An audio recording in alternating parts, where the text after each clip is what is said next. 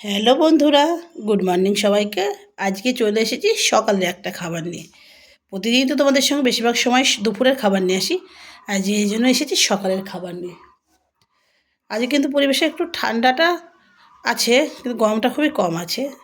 যাই হোক, সকালের খাবারে কী নিয়ে এসেছি সেটাই তোমাদের সঙ্গে শেয়ার করছি। তাও কী এনেছি, প্রথমেই দেখতে পাচ্ছ পরোটা। এটা কিন্তু এমনি পরোটা না, এটা হলো আলুর পরোটা। তোমাদের একটু ছিঁড়ে দেখায় তবে তোমরা বুঝতে পারবে। তো আচ্ছা, এই দেখো আলুর পরোটা। আলুর পরোটা করেছি। আমি এখন একটা খাবো, যে থালাতে তিনটে আছে, তোমাদের দেখালাম। আরও আটা মাখা রয়েছে, করব।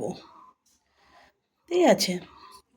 আর এদিকে রয়েছে, এই দেখো, ডিম ভুজিয়া করে আলু দিয়ে একটা কষা কষা তরকারি। আলুর পরোটার সঙ্গে এটা খাবো বলে তৈরি করেছি। এটা দিয়ে সকালের খাবার আলুর পরোটা। আর সঙ্গে নিয়ে নিয়েছি কিন্তু এক টুকরো পেঁয়াজ, দেখতে পাচ্ছ, এক টুকরো পেঁয়াজ নিয়ে নিয়েছি।